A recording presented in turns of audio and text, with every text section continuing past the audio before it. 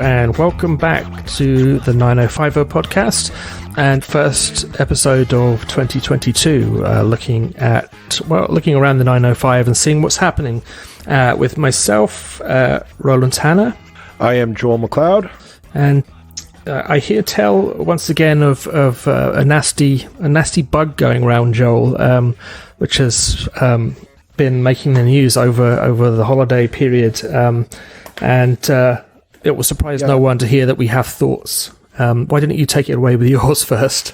Yeah, I believe it's diagnosed as stupid conservative syndrome, because I think that's how a lot of parents in the 905 are taking it as.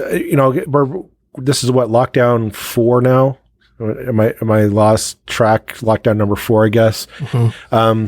But I'm a parent of 2 elementary school kids in Halton, and yeah, they're at home with myself and my wife, and we're hunkered down for yet another winter round of stay at home and avoid the pandemic. I want to say that I'm surprised by this, and I'm really fed up. I am, and I'm not. It's kind of what I expected from this government to just kind of let the ball drop. I mean, we knew that Omicron was coming through, and it was going to be a big deal.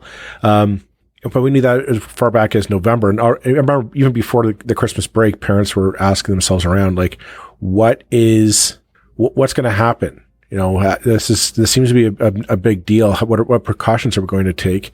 And of course, nothing happened. And we got sent home 2 boxes each of rapid tests. And I remember, if you remember, that was the rapid test free for all, and that seemed to be it for the plan. The Wild West free market capitalists. Let's build up a demand of unimaginable proportions and then cut off supply completely to the market for rapid tests. And that was the plan. That was the big COVID protocol for the Ford government until we came back in the new year, and then they gave us two days head notice. Hey, we're going to pause the return to school, and then the day came, and they said, no, you know what? We're actually just going to stay at home virtual schooling for 2 weeks. Again, I want to say I was surprised by this. I'm not. I'm frustrated because I don't think we had to be here. I think this could have been avoided because, let's face it, I mean, if I wanted to, I could take my kids out of virtual school. I could take them with me. We could do a tour of every mall in the 905. I could start them off in Square One, and we could just do laps around that mall all day long, then take them in the car and drive down to Dixie Valley Mall and do that again, and then do Mapleview Mall, and I could do all the shops I want to with my kids. I could take them in and out of every shop I wanted to in those malls, but I cannot send them to school in their classrooms, because apparently that's not safe enough. But Lord knows if I want to go to the Apple store, oh my God, thank God that's a priority. Yeah, I mean, my take on things increasingly is just utter confusion, and I like to fool myself, persuade myself that I'm not a complete idiot. Others may disagree, but I kind of think that if someone like me who follows the news, who tries to understand it rather than just listen to it, hasn't got a clue what's really going on anymore and why it's going on, why the decisions are being made, then that says a lot. I mean, and to an extent, this is beyond an Ontario problem. This seems to be kind of a global problem. But then again, I have family dotted around the world and in 2 different countries, 3 depending how you count it, and they have vastly different experiences of COVID because of the ways their government's approaching it. Now, I'm certainly not holding up the UK as an example of anything with Boris Johnson's attitude, but they have had until now, and I've now heard that the government's trying to cut back on it, basically had stockpiles of, every family has rapid tests. Now, has that stopped the spread? Clearly not, because Britain's full of Omicron. Then again, I have a sister who lives in Malaysia, where the government is far, far stricter about what you can do and can't do, given your vaccination status, than anything in North America. They don't really have Omicron yet, which tells its own story. That they've been extremely strict about who can come in and who can go out, and they've been extremely strict about where you can go if you don't have a vaccination. And as a result, in a country that it's not necessarily considered in the West to be at the forefront of every technology, although obviously the Far East is very technologically up and organized and everything. But hopefully people know what I mean. They're doing a better job at controlling this than us, but it comes with a degree of loss of freedom in that the government just is not taking any prisoners. But here's the thing: here in Ontario, I don't think we don't even need to go that far. We had the tools with our vaccines. We were. If I wanted our listeners to kind of flash back to early fall, I'm going to say fall or late summer. The Ford government stood up and said, "Oh no, we're going to, start in the new year. We're going to pretty much just reopen everything up. Forget the vaccine passports. Forget the vaccine mandates for businesses, et cetera. We're just going to reopen everything. And by March, we're going to be, this thing will be a distant memory." And that's clearly not the way things were working out. This is not how COVID doesn't care about our plans, our timetables, or our agenda. And that's the thing that I get from this is that this government, and I think conservative governments, because I know it's the same thing kind of out in Alberta and Saskatchewan, conservative-minded governments are wanting to wish this away, are trying to get back to 2019 as quickly as possible. It's like let's just forget this ever happened. Let's forget these 2 years, and we'll just wish it away, and let's blame the Liberals or whomever, the unions or whomever's in the way. I don't think that's going to happen. The more and more we deal with this, the more I get the sense of we're going to get more of these variants. There'll be a theta variant or a zeta variant. Something else will come down the road. We're going to need a bigger alphabet. That's the thing. We're going to start reusing some of the Greek letters there. But that's my point. Is that we're going to keep getting these things for I'm going to say the foreseeable future. I don't see an end date for this thing. The depressing news out of the UK that I read yesterday was the government over there is cutting back on the free rapid tests that everybody's had up to now. Which, to be fair to the British government, which I rarely am, even if they cut back, they'll have a hell of a lot more than we do here. However, but the more depressing thing is that they're looking forward to the next 6 years of variants of COVID. The next 6 years now, that doesn't make you. That's what we need. We need to kind of wrap our heads around. Is that what if this lifestyle goes on for the next 6 years? What if Omicron will come and pass, but to say, okay, that's it, we're done, COVID's over, we're everybody open everything back up, let's get back at it. We have to be realistic about this. Well, it's not. Our leaders have to be realistic. Our leaders have to face facts. There will be another variant down the road. Will it be deadlier than Omicron? I hope not. I really do. But it might. And that's the thing. We don't know what's down the road. COVID's clearly not done with us. We need to stop reacting like, okay, we beat it this time. All right, everybody, woohoo, 2019, here we come. It's not happening. Get it through our heads. Doug Ford and Stephen Lecce and Christine Elliott need to get it through their heads. It's not changing. Start planning for how does an economy work with that? And I think a big thing is, you say to go into anything, go into a business, to go to do work, do any of that stuff. You need to be vaccinated. Talk to the insurance companies and get the insurance company to say, start charging premiums for unvaccinated workers. The tune will change real quickly. Because quite frankly, that's the problem is the people who are right now in the ICUs, who are taking up hospital beds, and really clogging up our healthcare system are the unvaccinated. Look at any epidemiologist, any report coming out of our system, and you'll see it's the unvaccinated in the ICUs that are causing our healthcare system to border on the verge of collapse. That's not acceptable, especially when right now it's their personal irresponsibility, in my opinion. It's difficult how to disagree with that. I mean, it just and their responsibility, which is keeping the rest of us locked down again. I mean, is Omicron going to spread anyway? Yeah, I mean, clearly, I know plenty of people now who've had COVID who were vaccinated.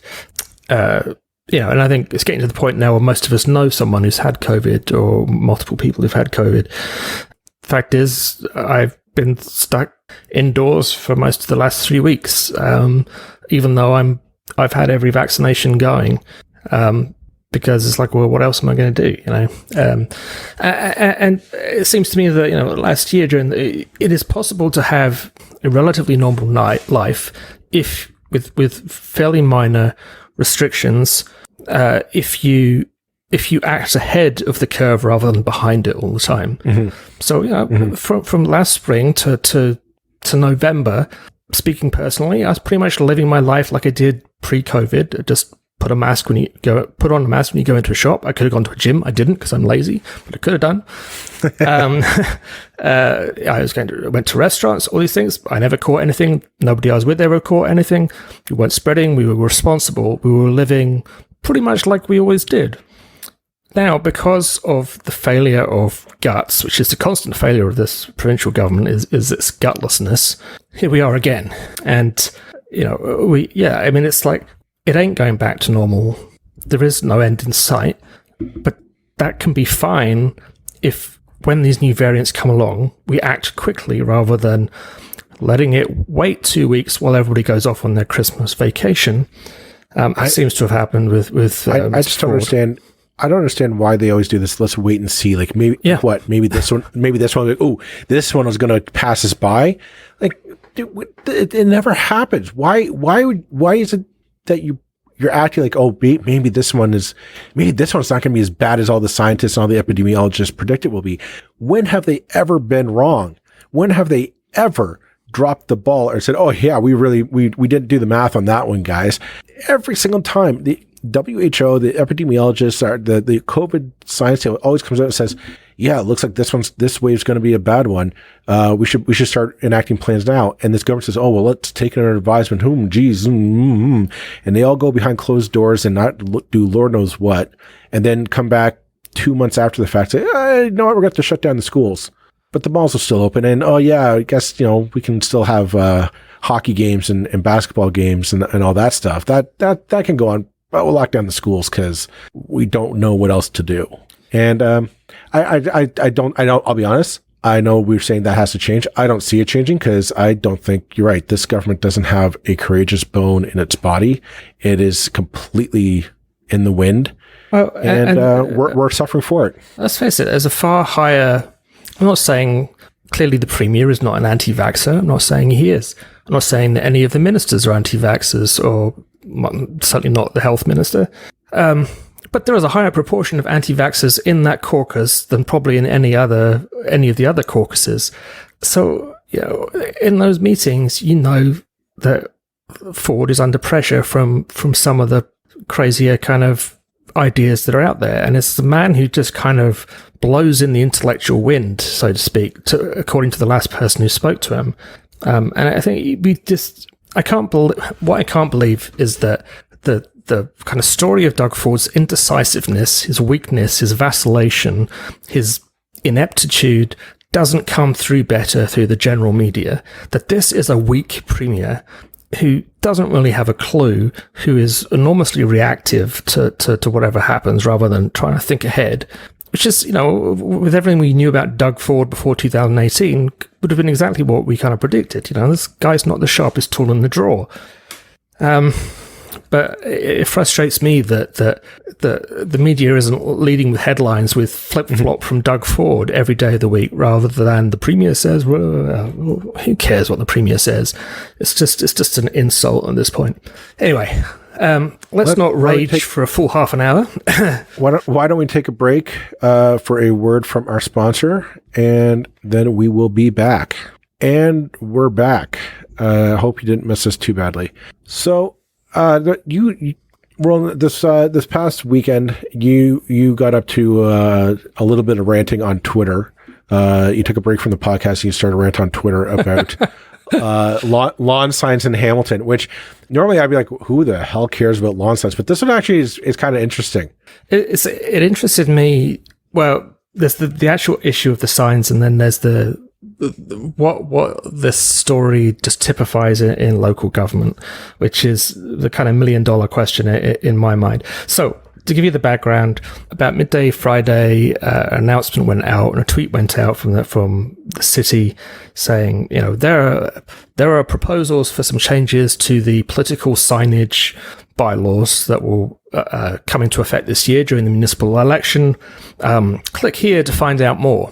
And for a laugh, for fun, as I said sarcastically, I clicked on the link, and then I clicked another link and another link and another link and a few more links, and I downloaded a file, and I opened the file, and I scrolled through the first 7 or 8 pages, and I finally found, after all that, what was actually being proposed, because the city makes an announcement saying we're proposing changes, and then makes it incredibly difficult for the public to find out what those actual changes are. And I don't really have a whole lot of patience. I certainly don't have much patience to click that many things and to wade through 10 pages of City Hall jargon, which everything that comes to council is written in this kind of verbose language that uses 1,000 words where you could use 10. And I understand why that is. It's because every document needs to kind of include the history of how we got to this point. So every document refers to every other document, blah, blah, blah. But the ultimate point was, there's no point saying, find out more when it's actually impossible to find out more. And I think city halls across Ontario, I think Hamilton's a particularly bad example, but it's certainly not unique to them, do this pretty much deliberately as a way of discouraging public comment. The other way they discourage public comment is by tweeting something like that out at 12:30 on a Friday before a weekend, and they're saying, if you'd like to comment and provide written comments, we only accept them by mail. And by the way, the deadline is midday on Monday. So you've got, basically, Ontario's Post does not work that fast. Even in the best of times, Canada Post will not move. You will not get your mail there. But here, okay, so what was the city of Hamilton's big change that required all this hubbubaloo? Yeah, the actual changes didn't interest me that much, and I'm not earth-shattering. Joey Coleman did a much better analysis than I did, and I encourage everybody to go over to thepublicrecord.ca. You can check out the article, and in essence, that they are, a few years ago, they amalgamated the bylaws that control election signs with the bylaws that control other kinds of signage in the city, like advertising and blah, blah, blah. So having amalgamated it, they've now decided that it was better how it was the first way. So they're going to separate it out again into separate bylaws. So that's part one. It's just the city undoing what it did. And the other part was things like saying you can't have a lawn sign if you live within 100 meters of a polling place, which that reflects the kind of long-standing principle that it's better not to have too much political signage going on at the place where people are going to vote. However, it's also, as Joey pointed out, kind of, you can't actually do that. You can't tell people, it infringes on the kind of Charter of Rights and Freedoms to say you cannot have a political opinion or make a political statement on your own land. Like, lawn signs are actually specifically protected under the Charter of Rights and Freedoms. However much many political volunteers may loathe those signs, and I was certainly one of those people. I think you were too. They're actually protected. So, in theory, the city can fine someone, was it $50 or $100 every time someone has a sign? Well, it depends. It was possibly $200 if you were within 100 meters of any voting place or an advanced voting place. That's, are you going to have somebody with a tape measure also, like, where could you check? Would it be like the voting place be like the gymnasium of a school, in which case you have to go like from that gymnasium, or is it just the property itself? So could it be the driveway of said school, or would it have to be the front door? Like, these are things that you say, well, this doesn't matter, but it kind of does, because if you're just within or just outside that boundary, it doesn't matter. What I thought was interesting about this bylaw was the trying to say what constituted an election sign, right? So what they want to incorporate here is like the city clerk can order the removal of signs influencing electors to vote for or against an issue associated with a candidate, election, or a political party, which is basically like, if you're driving around town and you see like the Stop Sprawl Hammond signs, or you might say, save our city, or, or stop the stop sprawl, whatever the case may be. Those aren't directed towards a specific candidate or a group of candidates. It's just that person at that house or apartment says, this issue is important for me. This is how I'm voting along my lines. If you want to earn my vote, this is the issue that matters most to me. And they hope that you feel likewise. I think it's very interesting in this municipal election. This is me with my tinfoil hat on. So take it as you will. That the city council decided to pass this kind, because I suspect this municipal election in Hamilton, there will be a lot of similar signs of people saying, I'm not going to support a particular candidate, but I am going to make it notice that I want, say, change in my government. I want change at my municipal government. I want to curb the sprawl into the White Belt, or I want to clean up Coots Paradise down by the RBG. These things, I suspect you might see some signs like this popping up. I don't know what. And what I'm just saying is, like, I think there are a number of councillors that, this will be a thorn in their side. These issues are things that they have taken clear stances on, that people are not happy with their position on these issues or lack of position on these issues, and it's something that it draws a negative light to them. And I mean, if you want to be, like you say, if you want to put on the tinfoil hat, you could say, well, this could specifically be aimed at the I Elect Hamilton people, who are basically saying it's time for a change, and who are organising, a pretty vociferous campaign that isn't supporting anybody or opposing anybody, but is saying it's time for a change. Now, we saw in Burlington in 2018, City Hall getting extremely defensive about citizen groups that were basically also saying time for a change, accusing those groups of being biased and all kinds of things, and kind of doing all they could to obstruct those organizations, which staff have no business obstructing. You may not agree with them, you may not like them, but they have a perfect right to do what they're doing, because, hey, that's democracy. And now, I'm not sure if these changes have been deliberately considered under that kind of thing of taking people like I Elect Hamilton out of the game, because, boy, are lawn signs probably the most effective tool you have at spreading the word about things. I don't know, but it could be. And I think even if it isn't, it could be interpreted that way by a subsequent person. So the rules are not being written properly to, as Joey says, much more coherently than I am right now, it's too vague. And in their vagueness is where everything can go wrong, because things you're not anticipating get included. And there's a whole mess now in Ontario as a whole, actually, about the whole third-party advertising situation. I know people were kind of complaining a while back about the changes that Doug Ford was making to third-party advertising rules. And I was actually kind of alone saying, you know what, this isn't the worst thing, because everybody's saying, well, this is his attack on the unions. And I was like, yeah, but it also takes out the Ontario Proud people. Right. Because that has been a way in which, and I don't actually particularly like the kind of union advertising that goes on at elections either. I think it's shitty and it's negative, and we'd be fine without it. However, I also have to accept that just because I don't like something doesn't mean it shouldn't exist, and that political expression we have to default towards letting people speak side of things. I hate political signs during campaigns, and this coming from a guy who ran a few campaigns of his own. I hate them with a passion, mostly because I think they're ugly.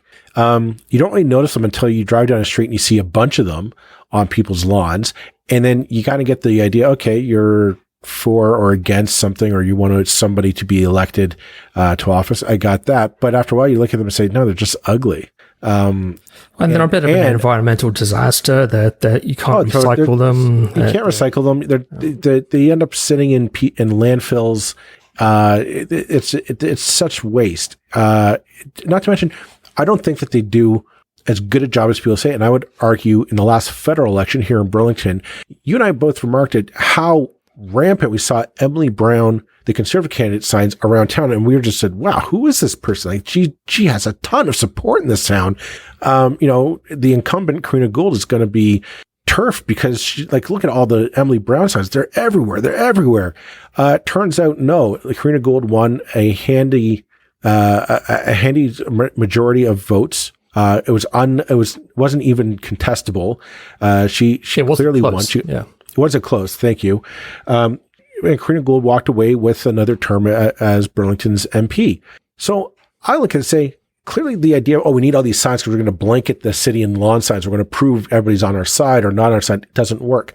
At the same time, I respect, yes, you and I and everyone else has a chartered right to express our political ideas and free will and concepts and all that. And we're allowed to put up signs on our lawns if we so wish. That's the cold hard reality that every political operative has to accept. Well, what I find a really valuable point that Dave Meslin made about this, and again, we've been talking about basically how government can go through the motions of openness and accessibility at the exact same time as they're actually making it almost impossible for you to follow what they're doing. Mm-hmm. The only reason we really know about this stuff in Hamilton, why so often Hamilton we talk about, is because Joey Coleman is doing the digging. If that isn't a bad pun with a Coleman as a name, I know. Every city needs a Joey Coleman. We need to clone him and send him to Mississauga and Brampton and and Burlington. Although we do slightly better there. And unfortunately, the conventional media used to do this, and they don't do it anymore. So this stuff is happening everywhere. This is how municipal government operates, how staff operate, usually independently of council. We're not criticizing councillors here. We're criticizing the way staff protect their turf, for want of a better word, and lawn signs exist because there are so few ways for politicians to reach the public. Dave Meslin suggested it's like, why don't we just the public purse, whatever, should pay for like a brochure that goes out that has all the candidates in it, that gives the candidates some space to actually talk and expound upon their points of view. Every house should get that. Every voter should get that automatically. No need for knocking on doors. No need for lawn signs. The information that lets people make an educated decision would be delivered to them. Now, you can say, well, there always exists. There are websites. There are all these things. Well, sure. But you don't go to... This stuff has to be taken to the person and made as accessible as possible, rather than ask the person to go to... it's like City Hall, when talking about municipal elections, City Hall should go to the voter. Don't ever expect the voter to go to City Hall. That's not the way it actually works. If you're running a store or a business, you inherently understand that kind of mentality, but municipalities don't understand that. And it's like, they're apathetic because they don't vote. Well, why should they vote when they don't know who the hell is running? And the only reason I, as a candidate, wanted as many lawn signs as possible, because if I don't have lawn signs, no one's going to know my name. So basically, have the loudest lawn sign you can get your hands on, because that's all most people are going to know. Oh, it's the guy with the lawn signs. One final topic, Joel, you picked up on. Yes. It's HCDSB again. New year, new kick at the can, I suppose. So as longtime listeners of this podcast who will remember, we've kept our eye on the Catholic School Board in Halton. Mostly at the start of, in June of last year, they tried to pass a motion to raise the pride flag at every school in the board. It was soundly defeated, and well, I'm going to say just miserable time, because I've never seen such a contentious board kind of devolve into this kind of bickering and just really ugly nastiness, and over the idea of just raising a I was just saying, even the motion wasn't so much defeated, because it never got as far as a vote, as it was sort of taken out back and beaten to a pulp right. of kind of procedural messing. Yes. So but yeah, that happened. But the trustee who brought it forward the last time, Brenda Agnew, is bringing it forward again in an upcoming board meeting slated for this month in January. They are going to attempt to yet again allow the pride flag to be flown at at schools in the Halton Catholic School Board. Will they succeed this time? Who knows? I do know this though. LifeSite News, the Coalition Life Canada, as well as a number of other right-wing organizations are now actively campaigning against this motion. They are very mobilized. They are getting their people to write in. They're getting their people to petition the school board and to delegate at the school board meeting. However, the change this time is Halton Parents for Change is there to be a more organized voice this time. They are also advocating for their colleagues, their allies in the board to do the same. I'm curious to see how this meeting turns out. I really am. I'm curious to see how this will go out. Your thoughts? You another kick of the can for LGBTQ rights? My thoughts are good for Brenda Agnew. I mean, this is sooner or later this vote is going to pass. Whether it's this year, next year, the year after, soon. To quote Humphrey Bogart, there will be pride flags flying over the Catholic School Board schools in Halton. My thoughts are that real politicians know when to give up, when they've lost, when the jig is up, and when, even if they do believe in something, it's better to let it go than to continue to fight it. I mean, that sounds like a real kind of political hack thing to say, but my advice to the various trustees who might be wavering on this, and some of them clearly are never going to waver, but some of them might, is if you vote yes, this issue goes away. If you continue to vote no, this just becomes a bigger and bigger and bigger noose around the neck of Halton Catholic School Board, and indeed the future of Catholic schools across Ontario as separate entities. Because each time this issue comes up, people start to ask, why the hell do we have these schools? Why do we let this happen? Yeah. So that's my advice to the people who voted no last time. Have a bit of political sense. I would hope so. What gets me is I mean, in all transparency, I have children in the Catholic board. I myself am a graduate of the board, and I even volunteered in that board. So I guess I do have a vested interest, but you and I are, I think, are two progressive guys. We were very much in favor of LGBTQ plus equality and rights. This was an issue that we blatantly said, no, it's such a simple, small thing, but it's such a powerful thing to students who are questioning and coming into their own in this formative period in their life. And just a little help that says, you know what, if you discover that you are on that spectrum somewhere, you know, you have a welcome place in this school environment, because you might not have one at home. And that's the unfortunate reality that we have to live in. And the number of what got me is the number of students and teachers and parents who are actually in that school system who were, I'm going to say, borderline militant of, no, we want to send a message. You are accepted here and you are welcome here.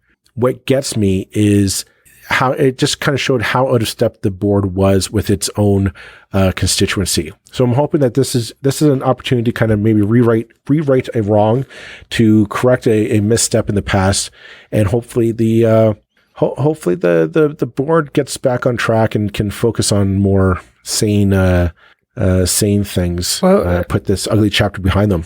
A school board should be in the headlines about as often as the police services board is, i.e. never, or almost very close to never in most regions, or any of the other boards that exist. For some reason we elect school boards in Ontario. That's fine. The disadvantage of that is it attracts people who have egos or axes to grind or whatever. And again, because of the terrible communication that candidates, it's really difficult. It's really difficult to reach the voters if you're running for the school board, because you have huge territory you have to cover. It's really tough. Most people stick a pin in the list, and the more they just keep on hammering away at this stuff, the more we're just going to question why on earth do we have this system. And frankly, I'm happy to keep on questioning it. I mean, not the pride issue. Those flags should be flying right away. But I'm happy to keep questioning why we have elected school boards, because they are farcical in far too many cases. I mean, beyond farcical. We need to really question why something that we've inherited from history is still the case in 2022. Good point. And why don't we leave it at that for our listeners? Well, this is it for our first episode back for 2022. Hopefully many more to come in the year. And thanks for listening, everyone, and take care. Bye-bye.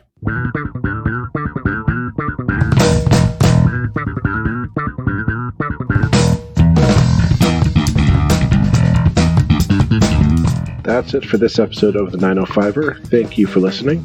As always, you can send us your feedback, thoughts, and concerns, or ideas for future episodes to our email, info@905er.ca. We'd love to hear from you. You can help us keep the 905er going by financially supporting us through Patreon as well as PayPal. Visit us at 905er.ca and click on the support tab. As well, links are in the show notes for your convenience. Lastly, you can find us on social media. Search for _905er on Facebook, Twitter, Instagram, and LinkedIn. So long for now. See you next time.